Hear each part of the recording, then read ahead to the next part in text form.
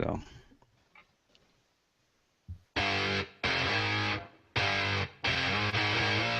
This week on the Virtual Skeptics, Bob has all the space news that isn't. Eve solves the riddle of the Sphinx Mark II. Barb's getting lucky. And Tim's latest in trolling technology. I'm your host, Brian Gregory. And envy is my favorite deadly sin. And it's still playing music. Look at that. I gotta go over here and do that so that the logo doesn't come up and get... Hi! We're doing this again. I'm sorry.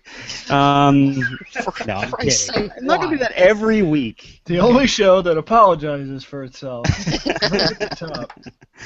Yeah. Okay, fine. This is Virtual Skeptics. If you're watching, grades. Awesome. Thank you. Let me do this. Let me introduce our crew. We've got a crew. I've got a crew. There's Bob. Bob Blaskiewicz. CSI's conspiracy guy, web columnist. And gangsta, apparently. Blogger owner? Yes, elbow owner. It sounded completely wrong. Blogger. That's my rapper name, Elbow. Yes, elbow owner. Elbow owner. Okay. Let me get through this. Blogger for Skeptics Humanities and Swift blog contributor. I'm going on to Eve because Bob. Eve Siebert, editor and blogger at Skeptics Humanities and contributor to Skepticality. Tim Farley, JRF past fellow, blogger at SkepTools and Skepticality contributor and creator of What's the Harm?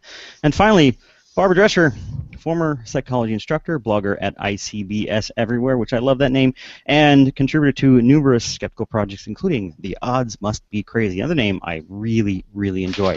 If you're watching this, this is Virtual Skeptics, and Bob's doing something. What is he doing? Oh, that is the, you were flashing the one camera, of the so I JREF had to modules. switch. Or those JREF education modules. Yes, awesome. Okay, so if you're watching and you want to get involved, I'm sorry. It's two apologies. It's two apologies this particular episode. We apologize for all the apologies. Okay. Yes, I'm apologizing. Are you going to apologize for that? You should. Last week was all warnings. This week is all apologies. All apologies all the time. Is that a song? That's a song, isn't it?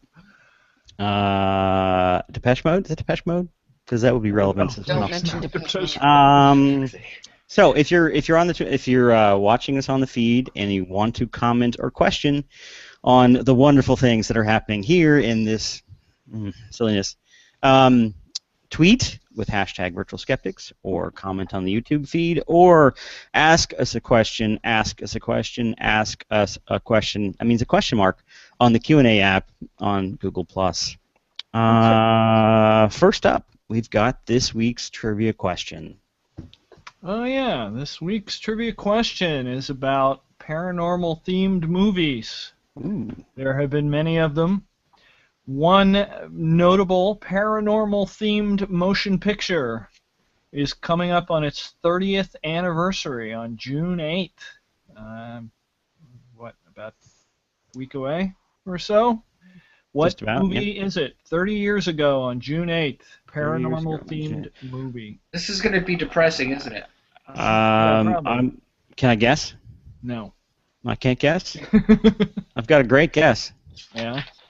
I'm gonna say The Shining. No. No, not The Shining. Not The Shining. Wizard of Oz. Wizard of Oz. No. No, it's like 75th, I think. Did anybody get it already? Because that would be awesome. No. So that's the trivia question. The trivia question is, as he said, and I'm not going to repeat it. The secondary quiz is, what the heck is on the screens behind me? I doubt anybody's going to get this week, but I really hope for it. So there you go. Tweet it, post it, comment it. Don't Q&A it unless it's a question. If you're asking what is the trivia question answer, we will not answer that. So up first this week, Barbara. Barbara's got what's this? Something about luck and gambling. Lucky streaks. Lucky streaks. Yeah. Yeah, I used to smoke those back in college. Last time I failed to thank Matt Crowley for bringing the article to my attention. So this time I'm not going to forget to thank Wendy Hughes for this one. Awesome. So the article that I received in the email that got confusing was, "Are lucky streaks real? Science says yes." That was the headline. And, well, no, that's, of course, not what it says. That was a real headline? Wow. That was a real headline. Yeah, it was an interesting study, though, and I think it's worth deconstructing a little bit. It confused Wendy, and that just told me that Wendy's a pretty intelligent person, because you should be confused by this one. And I hope I can get this kind of simplified without confusing you more. So a couple of things that, sorry. It's the week of apologies. A couple of things that you need to know beforehand is you need to know what gambler's fallacy is and what hot hands are.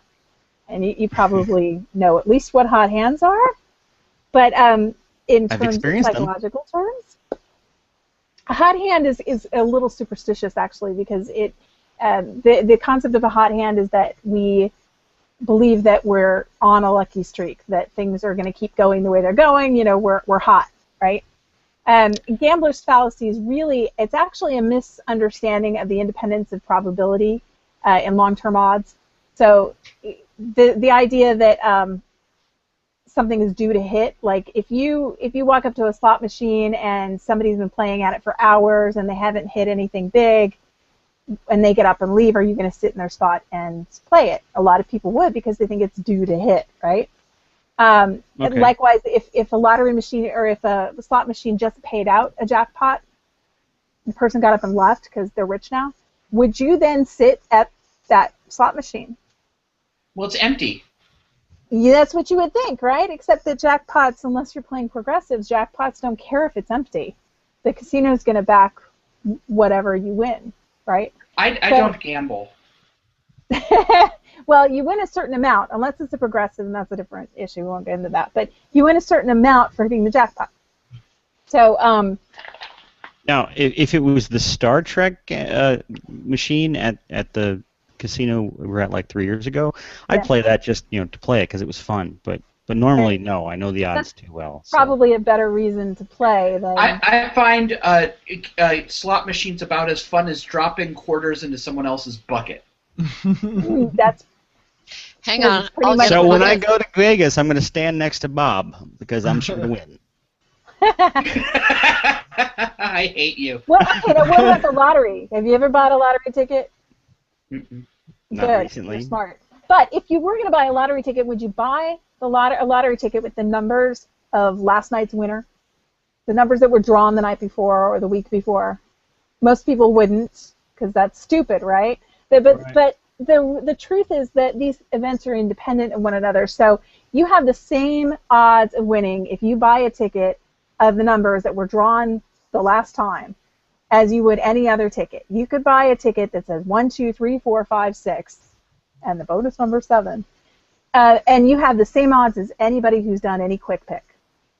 But gambler's fallacy is the fallacious reasoning that somehow it matters that things appear random, or that in the long run everything's going to come out even. Therefore, if something hasn't been winning, it hasn't been winning all along, and then it's a good bet. Okay.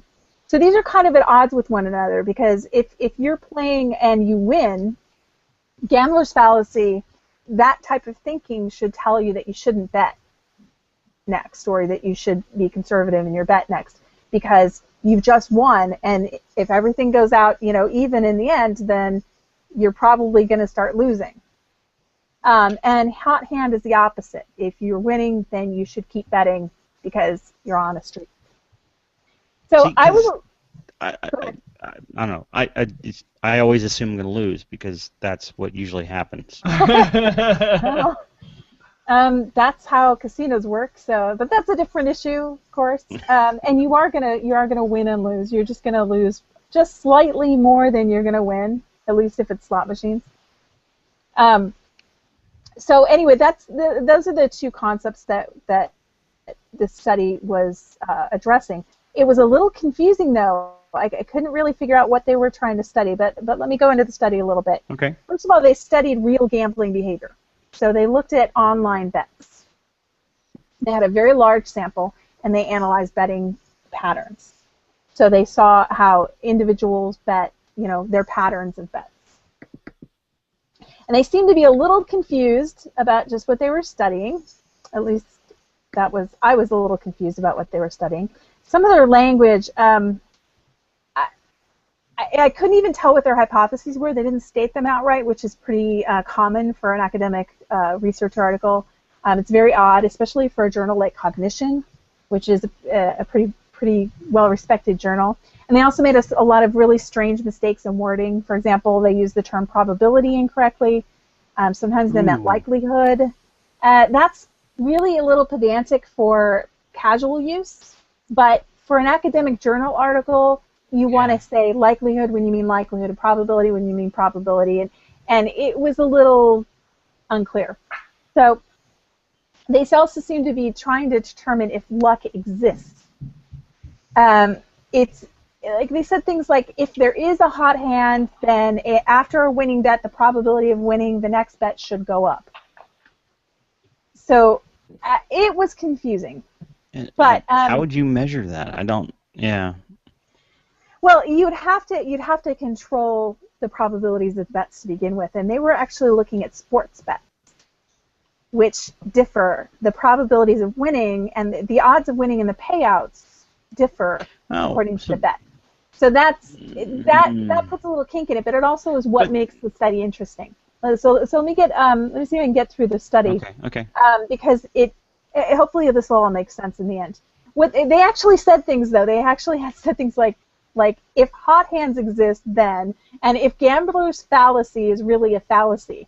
And I'm sorry, but that's just stupid. Of course, gambler's fallacy is a fallacy. It's defined as a fallacy. It's fallacious thinking. It's misunderstanding the probability, how probability works in independent events. So, and mistaking independent events for dependent events. But they analyzed these patterns, and they got some very interesting results that have a psychological spin to them a little bit. So when they analyzed the betting patterns, they looked at whether people who won on one round of bets were likely to win on the next round. So they looked for, streaks. They looked for lucky streaks, and they also looked for losing streaks. Okay. And what they found was that gamblers who won were more likely to win on subsequent bets. In fact, the proportion who won went up with each subsequent bet, a significant amount. I mean, it started out at a 48% chance of winning, and after something like 4 or 5 iterations, it was up to like 67%. Did they account for the likelihood? I mean, because obviously these people who are betting and winning and then going to bet again because they're winning, and that would skew the numbers as well, wouldn't it? Because they're more likely to bet? They looked at patterns of bets. So all of the people were they betting that the Cubs were going to lose? That's a good question. All of the subjects in this would have streaks of betting. So they're not looking at they didn't do any sort of survivor analysis where they eliminate the people who stopped betting. That's a problem. That is a problem with sampling, because you're only looking at the people who continue to bet. You're not looking at the people who stopped betting. It is a little self-selecting. Yeah. And there are other problems with it too. I'm not gonna go into like every single problem, but that is a serious problem. So in contrast, the gamblers who lost were more likely to lose on subsequent bets. So there were winning streaks and losing streaks. And you got to ask yourself, okay, is this skill because they were bidding on sporting events? That is possible. It's possible that, this isn't something that relies on random events. Yeah. But it's probably not skill. If it was skill, then people would be doing it, right? Everybody would be doing it. If it was luck, if that really happens, if it's luck, then everybody would be doing it. So this is what's going on, though. It's not difficult to figure out what actually happened. We're talking about sporting events, so the amount of risk varies. If the amount of risk varies, the payouts vary. Okay, the payouts if you win vary. Low payouts involve low risk. Okay, high risk involves high payouts. So what you really want to look at when you're gambling is the expected outcome. Anybody who plays craps will get this. If you play craps, you have different bets, right? Those different bets you can, other than the pass line, the come line, you've got bets like, you can bet on 6s and 4s, which are the most likely to come up, or 6s and 8s, and they're most likely going to come up, so they get the highest payout. For your dollar with the ratio. If you bet on 9s and 4s, and you get a lower payout. What you're interested in is the expected value because you want your money to grow. So you've got higher risk gives you higher payouts. Lower risk gives you lower payouts. So they did a little more analysis. This shows in the outcomes because the outcomes remain fairly stable when you consider the risk outcome. The gamblers with winning streaks did not win more than other gamblers. In fact, in one case, they lost more. And I say one case because they were in different denominations, and they analyzed the denominations differently. They analyzed the people who bet in euros separately from the people who bet in, say, US dollars. And the euros, actually, in that group, the gamblers on winning streaks actually lost more. And this is where they thought that what they were really testing was belief. What they thought was we know that the reason that the winners didn't win more is because they bet more conservatively than those with losing streaks. Okay? You don't win if you bet more conservatively, so you're not taking as high a risk. That means that you're going to be more likely to win than not. If you just look at whether or not they won, that's what you can see. You can see people betting more conservatively after they've won. And that's where you think that you're testing beliefs. That's where they thought they were testing beliefs. They concluded something from this, that this is where I really get bothered with research, is when it comes to drawing conclusions. I can read through some of the inaccuracies in how something is reported, and even in the poor theory, I can read through that and be okay with it, as long as I know what they did. But then when you get to the conclusions they drew were way off the mark. Not way off the mark. They discussed them as statements when in fact they were just guesses. So the discussion starts with an incredibly dumb statement. They said, and it's just a red flag. We found evidence for hot hand, but not for the gambler's fallacy. Gamblers were more likely to win after winning and to lose after losing. Well, gambler's fallacy, it refers to a way of thinking, not an outcome. Yeah. So they actually found evidence for gambler's fallacy, and they state so in the next paragraph. So that's just a red flag that maybe there's something off and you should, think about it. In the next paragraph, they conclude that gamblers bet more conservatively after winning because they were afraid that the streak would end. And that would be gambler's fallacy. That is evidence for gambler's fallacy. The problem is it's weak evidence because there are other explanations for it. They made some really big assumptions. They found that winning or losing affects subsequent bets, but they assumed that it was because the gambler has some beliefs about how winning or losing is going to affect future outcomes. They made that assumption. They assumed that people either believe in a hot hand or believe in gambler's fallacy, and that finding something meant one or the other. And that's not true. What they didn't consider, my most plausible explanation for this, or what we call a plausible alternative hypothesis that explains the outcome, and it's just as likely, if not more likely, is that people set aside a specific amount with which to bet, like a craps player buying a certain number of chips.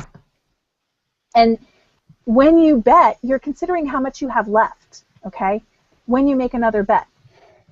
And you're considering how much of that was the money you started with. A more conservative bet protects your winnings, and a more risky bet helps build the pot back up. You're still playing with your money, but you had this set amount that you wanted to spend, and you're okay with losing it, but you really want to make it more than what you started with. And so you bet more aggressively and take higher risks because you have less to lose. Okay? This is something called there's actually something called the endowment effect that I think this is related to. If you're winning, you want to protect your winnings. Have you ever heard of the endowment effect? Yeah. Okay, it's basically, in general, what it basically means is that we overvalue what we own. We would spend less for something to get something that somebody else wants to sell than we're willing to sell our own things because we own it. Yeah, and that's particularly true if we have won it or we've been given it. There's lots of research on that, on something that we've won or we've been given. We feel that it's, we feel a kind of an ownership or an endowment there, and we want to hang on to it. And so this has actually been well established. It's a well-established effect, and it's well established in gambling situations. Okay. So they kind of glossed over that. Yeah, it seems to me that one of the biggest problems with this study, now I didn't read it, I'm just learning it from you, but, and correct me if I'm wrong, but the problem is that they didn't collect enough information to control for any of this stuff. Like, they don't really know the motivations of these gamblers because they didn't interview them. Well, even if they interviewed them, it's very difficult to actually understand somebody's motivations. People don't know why they make the decisions they make. So it is difficult to even assess that just by asking them, but there are experiments that you can do. The problem is that doing those experiments means in order to control those variables, means doing it in a laboratory. That's not really a real gambling situation. And so gambling becomes a very difficult thing to study in a laboratory because you're not dealing with people's actual money. You're just asking them what they would do in a hypothetical situation, and you're never ever asked to actually give up something. There are some good kind of mixes there. There's a good study. I can't remember who did it. It may have been Ariely, where it's sort of about the endowment effect actually, where they went to people that were in a lottery to win the opportunity to buy tickets to basketball games at this university, and these were coveted tickets. And it was done at Notre Dame, wasn't it? No. Yeah, these were very, very popular tickets, and they asked people how much they would be willing to pay if they didn't pay for the tickets themselves. They didn't win the lottery to be able to buy it. And they got an average of like $167 or so a ticket.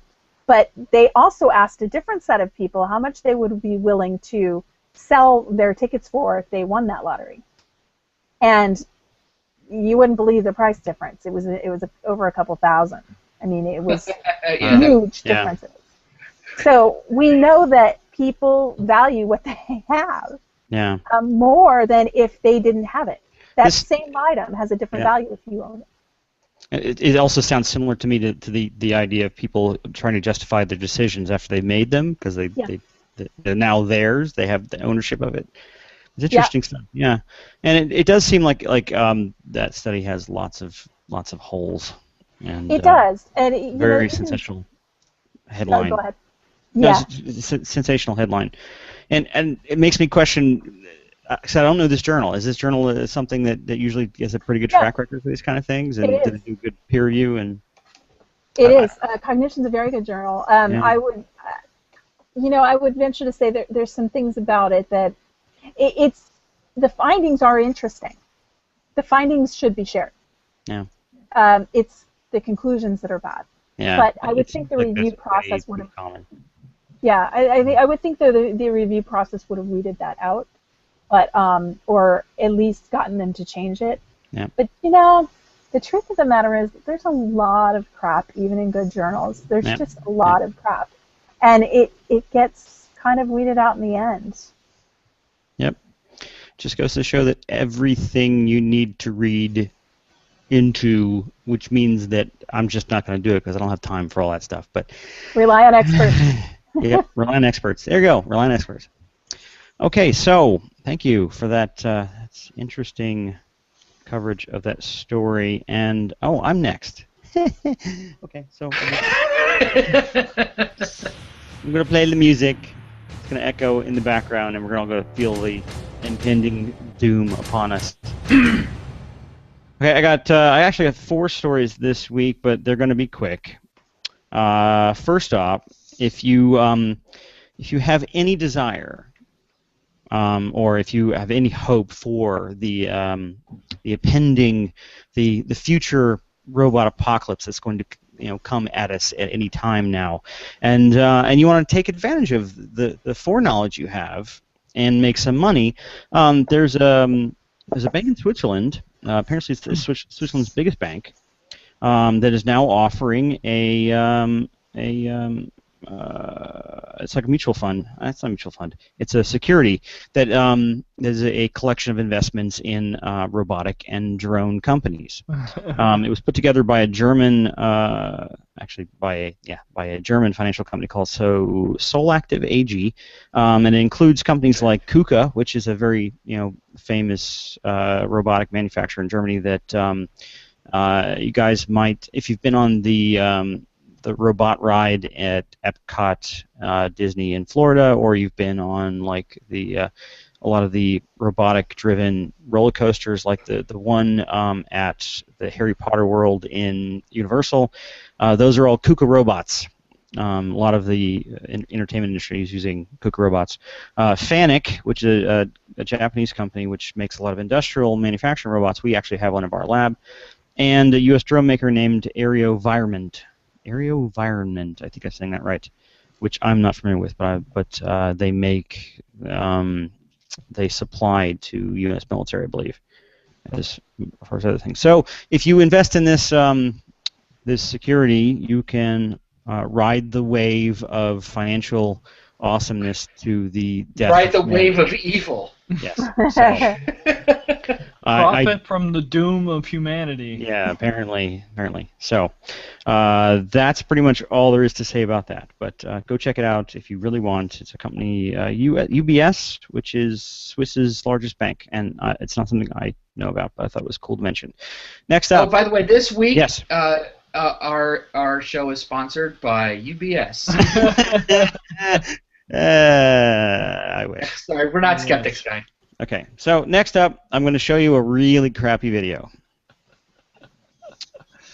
Nice one, Bob. Yes. Thank you. Apparently, U.S. military's Iron Man suit prototype debuts this month, the Talos. You guys might have heard of this around the internet. A company called Battelle, B-A-T-T-E-L-L-E. Battelle, I think is what it's pronounced. It's Columbus, Ohio. They're actually working on what they call an Iron Man suit. It's named Talos.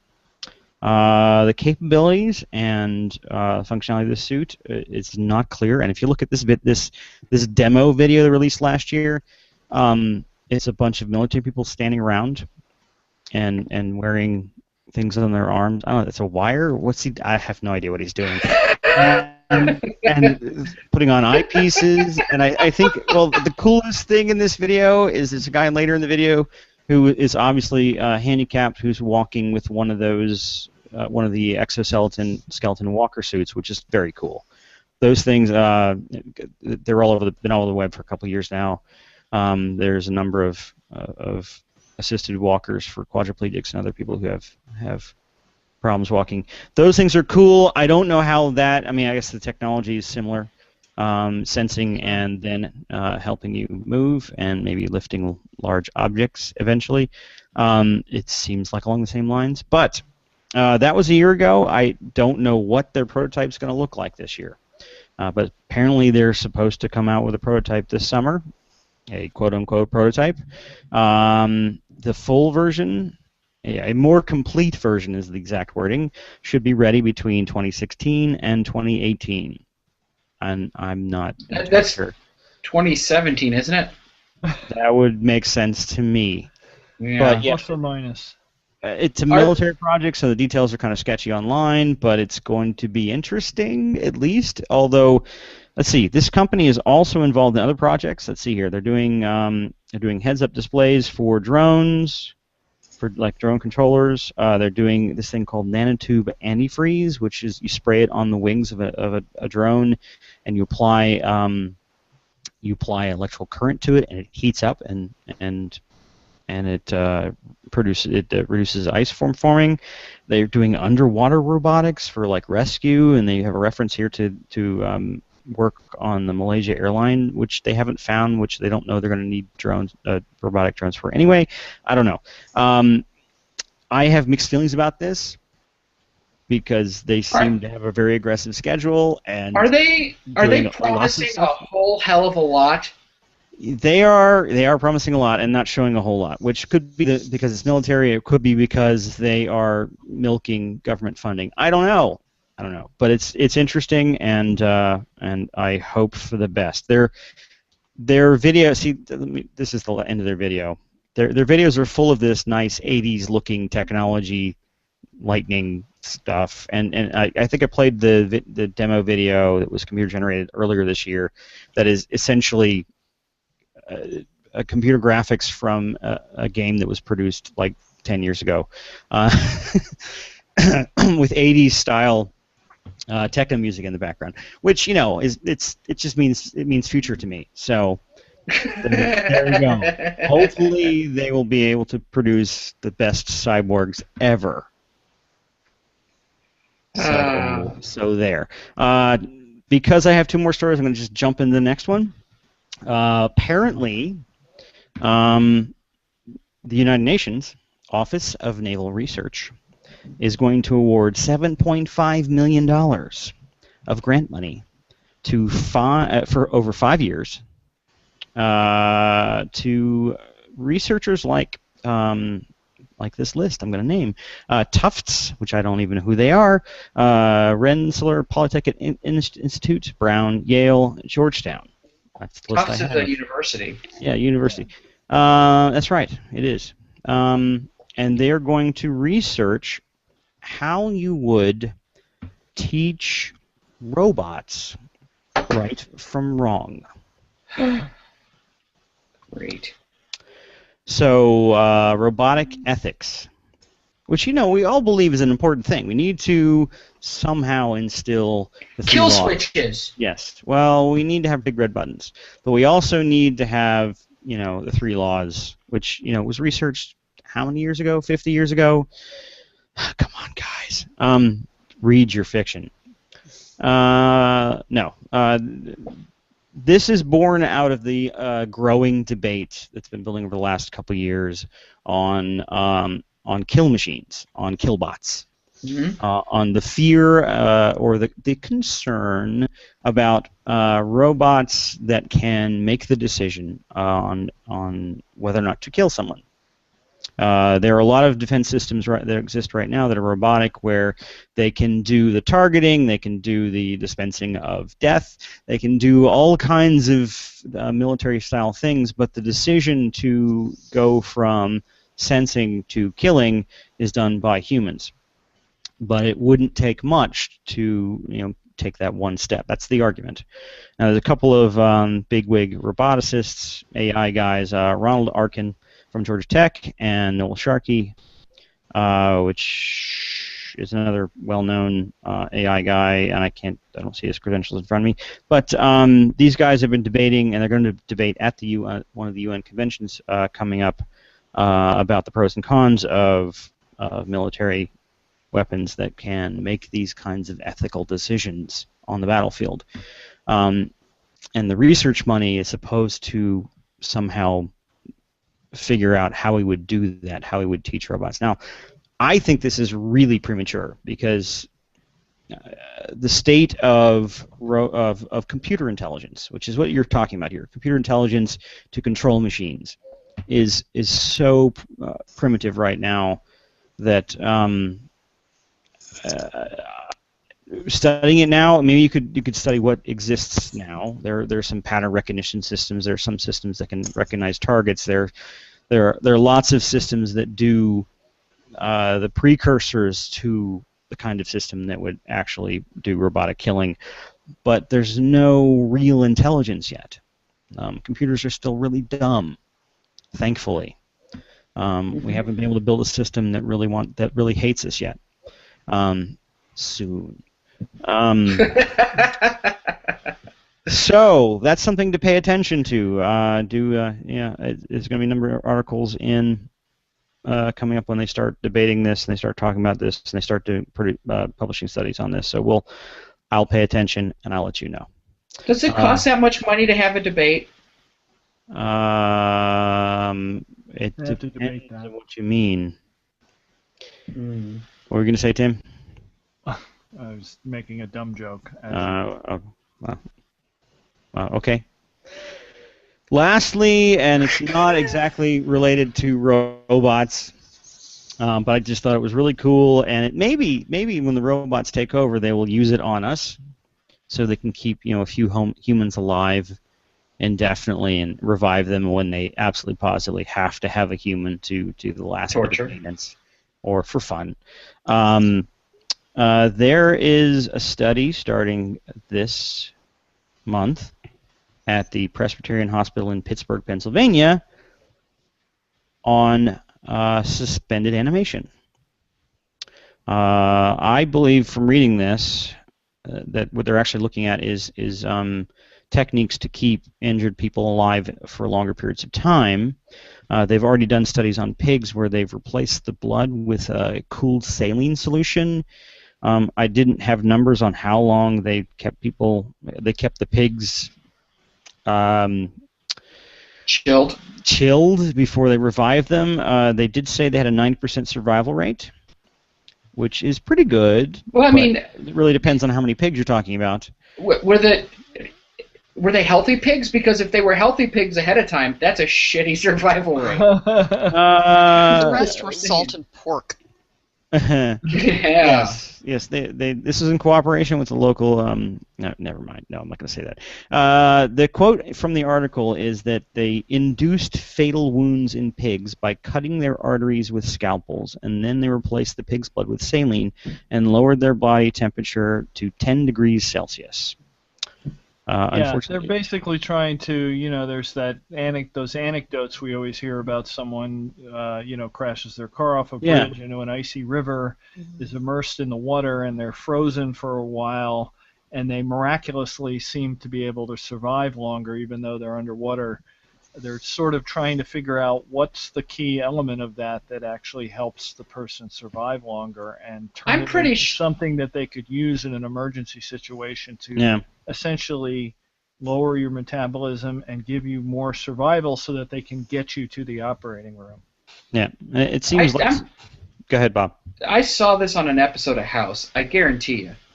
This has already been done in Hollywood. Which means that it should be, easy. I mean, House did it, and he was on drugs. 10 years. Totally. So yeah, this is interesting that they're doing human trials. Although it seems to me like it's going to be the situation where it's in reaction to some existing trauma, and someone's going to sign a release somewhere. And it would be like maybe they would die anyway, but maybe it's going to take too long. Let's freeze this guy and see if we can save him that way. So, but still, if they can develop a protocol for this, that would be really cool, and it might just keep us alive long enough to fight the robots in the future, which is why I want to cover it. So, or it could be a torture mechanism from robots in the future. But there you go. So we've got. What do we got? We got the you can invest in the future robot apocalypse. You can pay attention to the upcoming Iron Man android, whatever it's going to be, military thing that's probably going to end up taking over soldiers. You can put your hope in the UN's ability to figure out how to teach robots how to love us, which they're not going to do, and then we could all just go into hypersleep and sleep off and survive the apocalypse that way. So there you go. That's my story this week. Who's next? Bob. Bob, you're next. It's me. Yep. Space news that isn't. What the heck does that mean? Well, it was a wild and woolly week of wonders in the universe this week. First came the news. If you could bring up the first image, please. Thank you so much. I'm doing it. Sorry. Yeah, that's all right. Good news, everyone. Good news! We're all going to die in a fiery cataclysm. On Monday, it was announced that astronomers had discovered a 10-mile-wide asteroid screaming towards Earth. The proverbial global killer, unless there is no such proverb. Oh. Yeah. Yeah. Because there is certainly no such asteroid. It was reported by a citizen reporter on CNN's iReport website. If you could bring up the next image a little quicker. Okay, there we go. There you go. See? Yeah. That was quick. All right. Yep. Yeah, and this is on the website. It actually says on the About This Site page that reports appearing there are, quote, not edited, fact-checked, or screened before they post. Essentially reducing the brand of CNN to the level of before it's news. And best disclaimer ever. I know. It's slightly worse than InfoWars, which at least has editing for spelling, right? Usually. Okay. So the first tip-off that something was not right was that the date of the impact was scheduled for March 2041. That's March 35th, 2041, to be exact. Which makes me so happy. So we're going to change the calendar and then get hit by a rock. Basically, yeah. right. Well, this is after the great calendar change of 2030, because right. after they kill all the lawyers in the third global war. Never mind. So another warning sign was the person who posted it was anonymous. And I know him. There was the fact. He's a great writer, Bob. It's true. He wrote a lot of good stuff. The report was termed with or tagged with terms like Bieber and Cyrus, right? So despite these, and also the asteroid itself was not named. So despite these deficiencies, the article stayed up on CNN's iReport website for something like 22 hours, where a couple 100,000 people saw it. Now, yeah, because people were not out, like praying in the streets, it seems that most people were not taken in by the atrociously transparent hoax. But still, it seems to me to be something that's just about as bad as the TEDx kerfuffle when they license out a respected brand to New Age morons. In this case, it seems that the reason CNN allows this is for the cheap labor to do the kind of scrounging for news. Since they have a little thing on the they say they might turn it into CNN content, according to their About This Awful Site page. Quote, CNN's producers will check out some of the most compelling, important, and urgent iReports, and once they're cleared for CNN, make them a part of CNN's news coverage, which seems to me to be slumming it. Yeah, they've had this for a couple of years, and every once in a while you'll see a report on the air where, lightning hits the guy's tree and he happens to get it on camera, or someone happens to be right there when a bridge collapses, or one of those type things that normally would get harvested off of YouTube. This way, CNN can get people to post them directly to them. And I guess that turns over rights. But this is the downside of it: is people can post crap, made up crap. Isn't this a lot like all the news shows, showing what everybody's tweeting at the time? Right.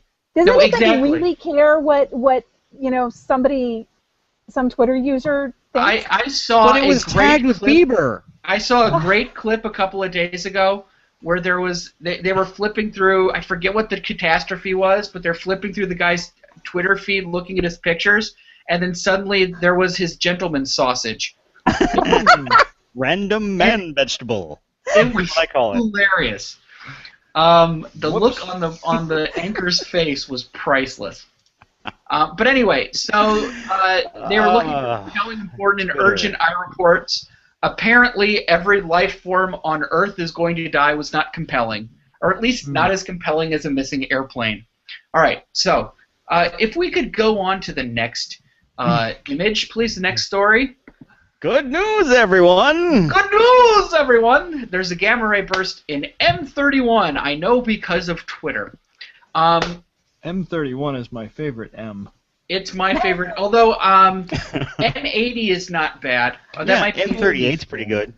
Yeah. Yeah. M51, that's a good one. That's a good one, too, yeah.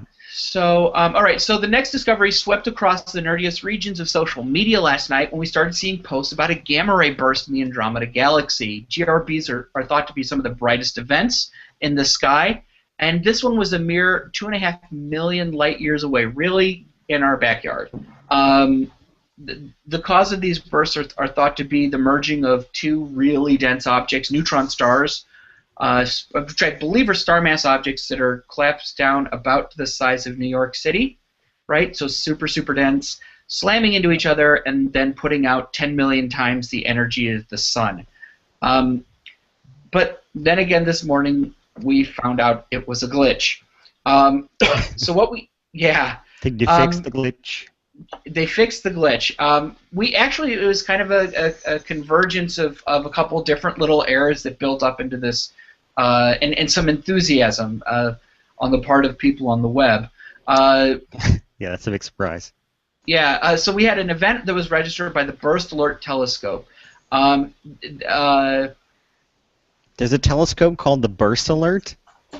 I was thinking it's like First Alert, you know? Sorry, the gamma ray burst and I can't get up. I know.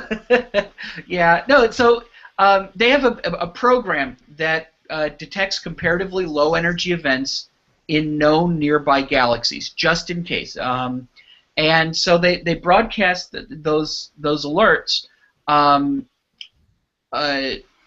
so that people can slew their telescopes over to the right area of the sky. They're transient events, after all. And you need to be responsive. Well, okay. The problem was that the information that they got was low quality and it was raw data. At the same time, it turns out that the internet was down. It was at JPL, I guess, where the internet was down. So they couldn't get the information to the programs that they needed to run it through, or to the people who could analyze it. And people started saying, "Hey, we just got something from Swift in the Andromeda Galaxy," and everybody just kind of freaked out. The whole internet wet itself, and so it spread all over the internet that there had been an event. One of the scientists who's involved with the processing of this information wrote a post to explain what had happened. That the BAT, the Burst Alert Telescope, triggered on a low significance event near M31. These are probably spurious, but occasionally real. Swift spun around to point at the location. BAT identified and found a known X-ray source. Due to problems with normal data products, low quality data were available. These data suggested the X-ray object was brighter than normal, an outbursting source. And then I managed to analyze the problematic data and found that the source was not in outburst. This was announced. So on the heels of this, a spokesperson for the internet, if you could bring up the last one, released the following statement. Never mind. Never mind. Yeah. So, but even though there were a bunch of non-stories this week, at least we'll always have that Why amazing is there a meteor shower. telescope? Sorry. Would you like to step on my joke again? No. I can back up so you can hop up and down on it. Okay. Yeah. I was doing my Emily. That was very good, by the way. Yeah. Thank you. So, it's a bad telescope, man. Oh no, I'm sorry. It was Mark Price did it better. He said, "I love the Batman." Oh. There you go. See, there. Thank you for that that coverage of the All for nothing. The burst that wasn't. Mm-hmm. Yes. Really quick, let me go through some questions before I hand it over to Tim. Let's see here. I got a comment from Lenny Hughes. Gives a whole new meaning to pigs in a blanket. Yeah, that was referring to the pigs that are being suspended animation. Okay. When do you have your chats so I can add them to my calendar? Now. We're having them now. No, I'm kidding. Every Wednesday. Eastern U.S. time, 8 p.m. There you go, Tim. Thanks. Currently it is midnight UTC. Oh, maybe they're talking about the other things, but let's keep going. All those apologies at the outset. Are any of you Canadians? Are any of us Canadians? Are you guys Canadians? I'm sorry, no. No. I guess we know too many of them. No, sorry. I'm personally offended at the suggestion. No, we are not Canadians. I'm sorry. Any other good questions in here? Even Bob are the closest. No, all these questions are not related. Thank you for your questions. Tim has got something. Oh, he's going to talk about trolling, which is relevant to me. Yeah, mine sort of adds on to Bob's. I didn't realize Bob was going to be talking about those stories, and in fact, my first slide, if you go to it, is the picture from the iReport, which I went Boom. to the actual artwork, which was off of Universe Today story. Always a good sign when you can find the artwork somewhere else on a totally unrelated story. It's like, stolen artwork. But what I wanted to talk about is some of the tools, and Bob, we talked about iReport, but there's actually tools out there specifically designed to create fake news stories. And there was a new one. I wasn't sure what I was going to talk about today, and a new tool of this general type appeared literally yesterday. The website was registered yesterday. The guy posted it on Reddit. A blog that I follow picked up on it. I saw it this afternoon, played around with it, and now I'm here to talk to you about it. The site is called, if you go to the next slide, it's called Short URL. Short URL. There we go. It looks like a URL shortener. It's intended to look like a URL shortener. So Faking the web since 1942. And yeah, that's a clue right there. And the troll face guy with the Pinocchio nose is another clue. It's basically a site to troll your friends by editing stuff. So what you can do, this takes advantage of, and many people may not realize this, but they're always advancing the standards in browsers and making them better and figuring out new ways to make web pages. And the most recent, or somebody will catch me on this, but the most recent major standard for that is called HTML5, and it's now supported in most of the browsers. And one of the things they added in HTML5 is essentially an edit mode for web pages. So if you wanted to make a web editor in a browser, you could do it. And a few people thought, I could take that and do something clever with it. And that's what this guy did here. And essentially, you can put any web page you want into that box and say edit, and it will present you a version of that page, and it will turn on the edit mode, and you can now go in and scribble on all the headlines and do whatever you want. And you can even click on graphics and say, all right, see this graphic, and it'll say, yeah, here's the URL for that graphic. What do you want to replace it with? And so you can take the BBC front page or the Guardian front page or the CNN front page within limits. Some fancier websites don't work too well in this. The White House webpage? Please say yes, the White House webpage. The White House page, yeah. In fact, the TLDR guys from On the Media, that was the example they did. They took a picture of Obama with a quote from one of his speeches and changed it to a quote where Obama was complimenting their website. So if you go to the next slide, just this afternoon, goofing around with this, I made a front page for BBC News, and this literally took like 3 minutes. Great. I've got Brian being arrested by Barack Obama because he created the robot apocalypse, and Brzezinski shutting down his website and blaming Bob for the whole thing. That shot of Brzezinski. Nice. Awesome. And that is live on the web at a shorturl.co URL that we will put in the show notes so you can go click it. An interesting thing that he did, which actually I can't test because the site hasn't been around this long, but supposedly these pages only last for 48 hours, and then they auto-expire, which is a good thing for... I think so. It's enough to troll your friends in a chat. Let me do one that says Jeff Goldblum's dead. Congratulations, you're the 1 millionth person who's done it. But as you can see, the dead giveaway on this particular site is you end up with a short URL.co URL in the box at the top in the browser, so you can see that it's not on bbc.co.uk. But, there are other people who have done trolley experiments like this. There was one that was done by somebody, I think at the MIT Media Lab, one of those geniuses, did a thing called Newsjack a few years ago that was specifically targeted at news sites. And he had a template set up that was a little more, you'd run into fewer problems because he had figured out all the gotchas. But you could do Fox News, I think, and CNN on his. But this site, you can do anything. You can do any web page you want and change what it says on the page, change the graphics, and send it to your friend and fool them into believing whatever you want is happening. So since it just came out, I thought I'd call it to the Skeptics' attention because you are probably going to be seeing news stories from this thing. It's going to be all over the place. Most of them from me. Yeah. Well, I think some of the people on Twitter are already saying that they're going to spend the rest of their evening goofing around with this thing. Nathan Miller. He said, Krelnick is planning the rest of my evening. Yeah. So beware. Awesome. These tools do exist.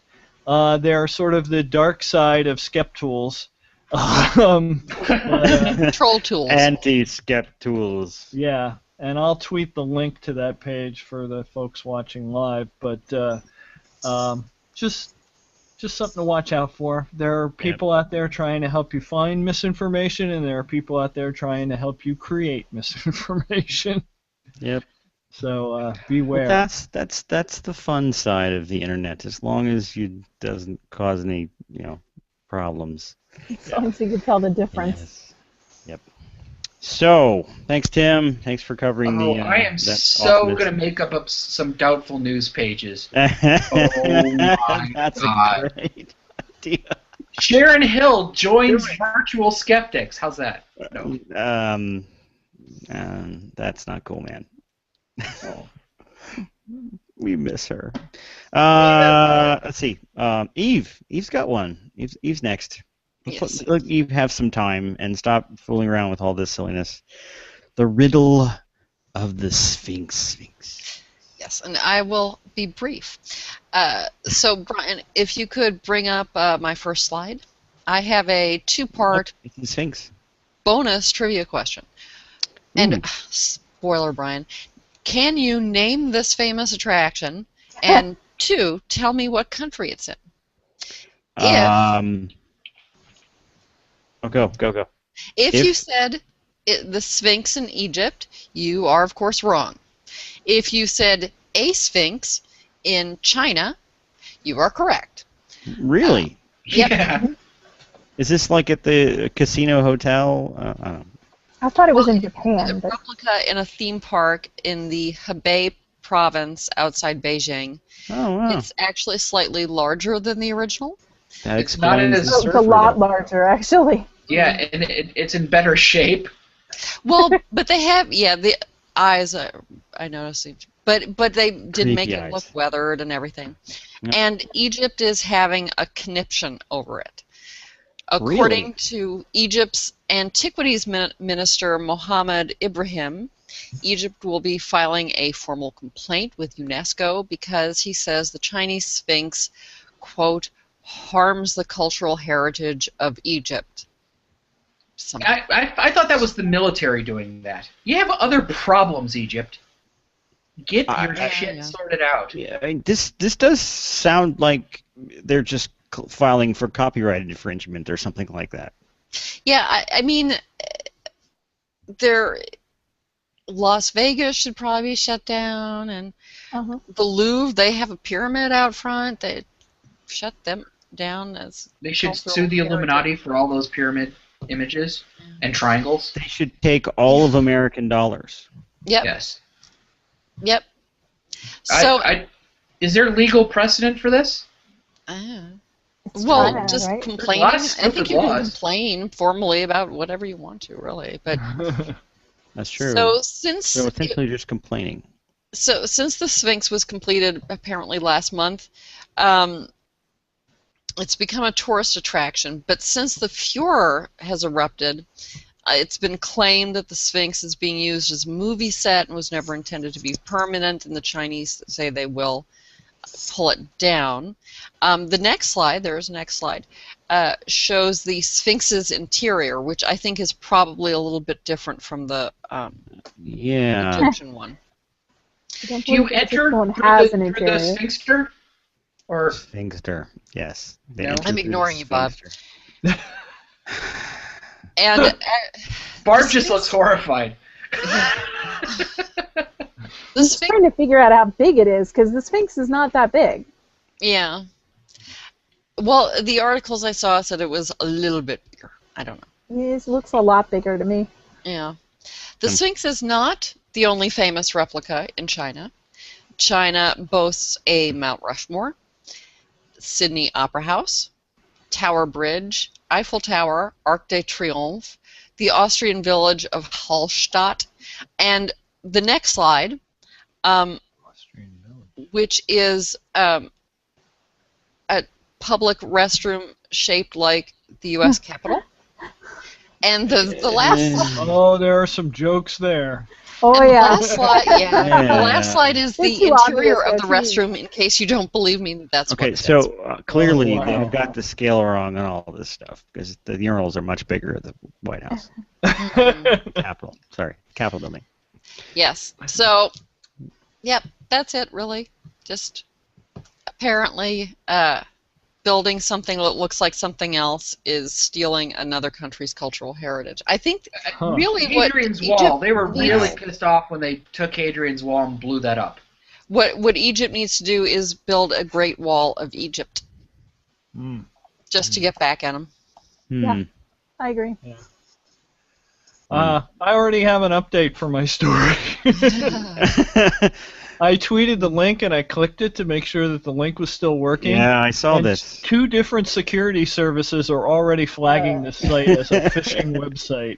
Bitly, when you create a short URL.co page, it creates a Bitly link for you, so you get this nice little shortened link that looks a little innocuous. Well, Bitly, because people will use Bitly links to hide where they're going, Bitly does some security scanning of their own links, and they're flagging it as a bad link.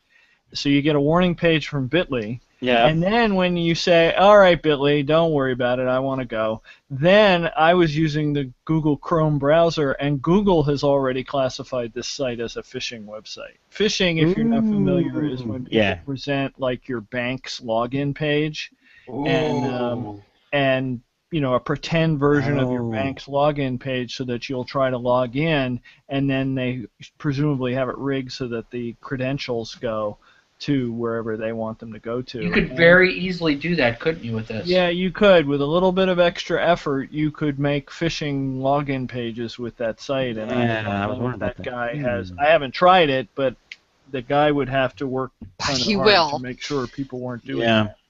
Related, we got a question from Ben Bradley. Will archive.org save the short URL edited pages? I don't know. That's a good question. Yeah. They might. Most of the content, all he changes is the HTML, and he stores that on his site, and then all the graphics and everything get pulled from the original page. So it probably already has most of the content, but. Oh, well. Also, a quick question: is there? Yeah. Okay. This is similar to what we were talking about. Amanda DeVoe from Australia, been on the show. Asked, isn't there a pyramid or Sphinx in Vegas? Did Egypt did the Egypt girly minister, that's her words, throw a tenty over that? Which I'm assuming that's Aussie speak for sending Tantrum. cease and desist letters to Las Vegas. Not that I'm aware of. Yeah. No. Okay. I think Well. that perhaps the problem is that China's Sphinx looks too Sphinxy? good. Yeah. Too much like the Sphinx, yeah. Yeah. We don't. It looks like our Sphinx, but the creepy eyes. And the It's one of creepy these eyes. cheap Yeah. Chinese Yeah. knockoff sphinxes. Yes. I know, yeah. Don't you You know, hate those? Maybe they're just racist. Oh, well. Maybe, The, but that's not funny. Sorry. we have an awkward moment. Yes. I was gonna say maybe they're just trying to get back at him for all those copied tennis shoes. I don't know. Or, you know what they Easy- probably easy did? tennis shoes? Knowing that it's China, they probably hacked into the Culture Ministry's So site and stole the plans for the original. Because it's China. and then they hacked in and actually had them submit the complaint because it's a publicity stunt. Exactly. So China, can you all are figure very out. crafty. China is like an onion. It's full of layers. Just remember that the conspiracy theories had nothing to do with me. Yeah. Okay. So we are over time, but let's wrap up. First up. But we're underpaid. Shh. You are underpaid, that is for sure. Tim, what is our trivia answer, and who got it? I think I know. Amanda got it. Yeah, she a got it right couple away. other people got it a little time after her. Pierre and Howard Lewis on YouTube, I think, also got it. But the answer is Ghostbusters, June 8th, 1984, 30th got a call. anniversary. Oh, Awesome. The original how-to document for all those nutty Yes. ghost-busting TV shows that we have now. Apparently, they didn't realize that movie was fiction. Well, a bit of trivia is that some of the script for that movie was based on Dan Aykroyd's yeah. personal experience Oh, or yeah, claimed personal experience. yeah. Right. So Does that explain the scene where the woman is floating over his bed? Presumably. probably. I bet you that does. Yeah. If you're a writer on a never mind. Let's move on. The secondary trivia question. Nobody even guessed what is going on the screens behind me, but I'm going to let you know. On my left-hand side, I guess your right-hand side, is the music video. They Might Be Giants, a song called Anna Ing. And- Yeah. See, you can tell by their motion. They're doing their crazy stuff. On the other monitor, on the right-hand side, my right-hand Some side, kind of Invisible Man movie? it is also a music video. A guy named Nick Kershaw did a song. Wouldn't it be something or other? I can't remember the name of the song. But it's a one-hit wonder band, and it was cool because it was aliens, and a crazy suit that showed crazy things. It was a question so hard that not even the person who posed it can remember the answer. The answer is wouldn't it be good? Is the name of the song? Wouldn't it be good? And the theme was my joke for the day, or for See, the Blue didn't episode, like that either. which is envy. Indeed. Yes. So there you go. It was multiple layers, just like China. I'm looking for it. And with that, it's do we have any announcements? You guys get your books. I'm going to do the announcements. TAM 2014 is coming, and we keep Still. saying this, but what it means is there are grant programs that are looking for donors and looking to hand out free tickets. First up, we have one called at icbseverywhere.com. It's for teachers. So you can either donate and allow teachers to go to TAM, or you can sign up if you're a teacher and you want to go to TAM and possibly get something free. And the other one is for Rising Stars of Skepticism, called risingstar.sarahmayhew.com. And you can either donate or sign up. That sends youths. That's youths. Yeah, it sends youths. Yes. Youths. The other announcement is Tim and Eve, who happen to be on here, both have segments on Skepticality this week, which is a good podcast you should know about. Go check out the Skepticality. It is a good podcast. Thank you very much. Thank you very much. Book time. Who's got a book? Who wants to go first? Barb, you want to go first? Sure. Go for it.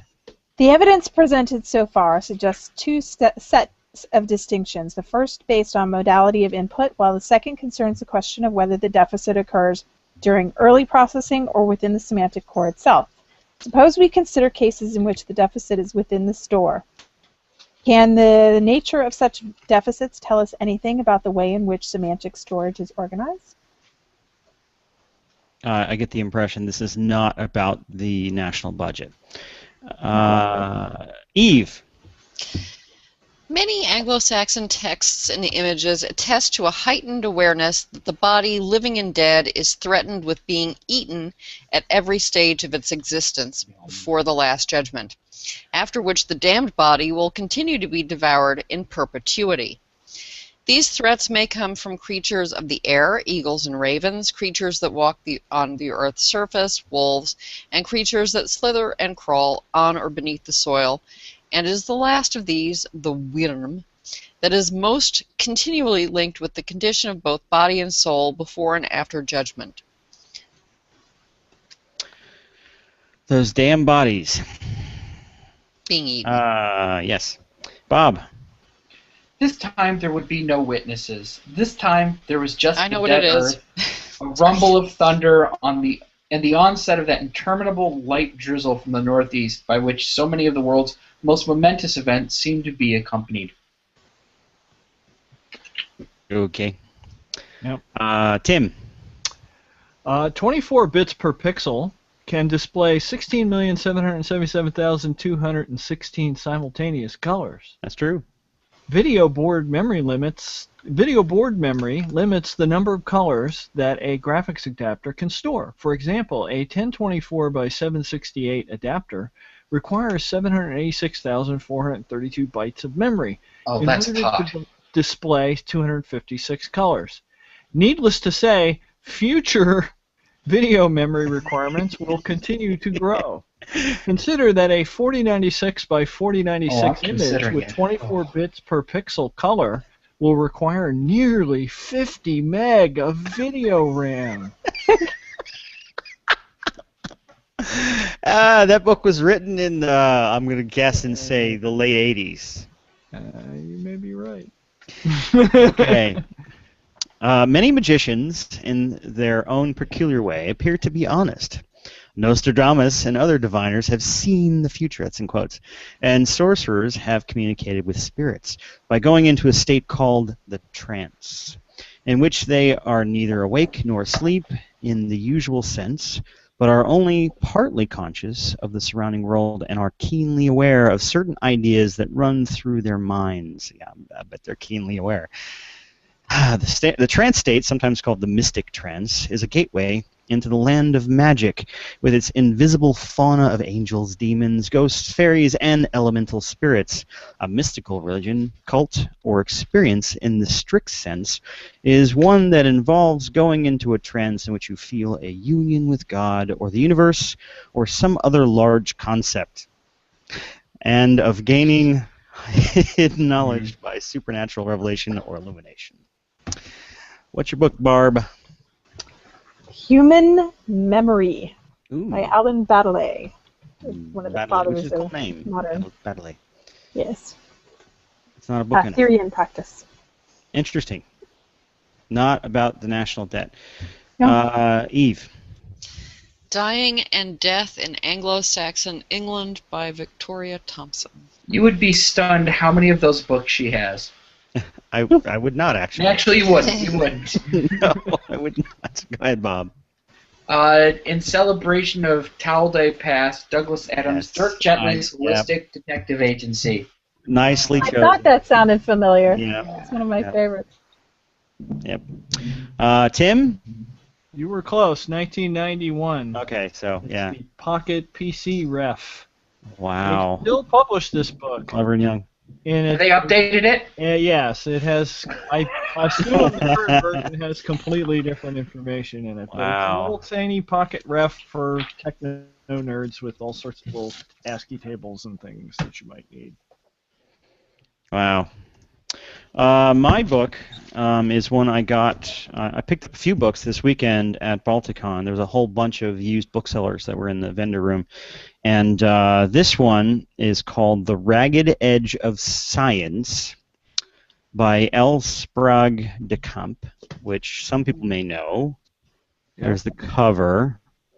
And it is listed as one of his non-fiction titles. So, wow. Yeah. There you go. Yeah. It is the publishers who decide where it goes in the store, not in the store. That's true. That's true. But it's still an interesting read, and it was a cheap book. It was in a bargain bin, so there you go. And I like his other stuff, so even though he tore Conan to shreds. Okay, are we done? We done everything? Yes? You're not going to get another word out of me. Okay, there you go. Then I'm going to put the logo up and start the music. Thank you all for hanging with us for another week.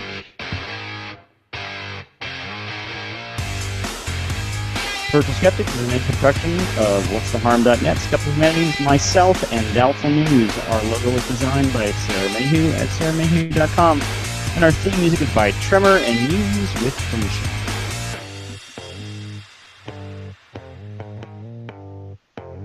Wait for it.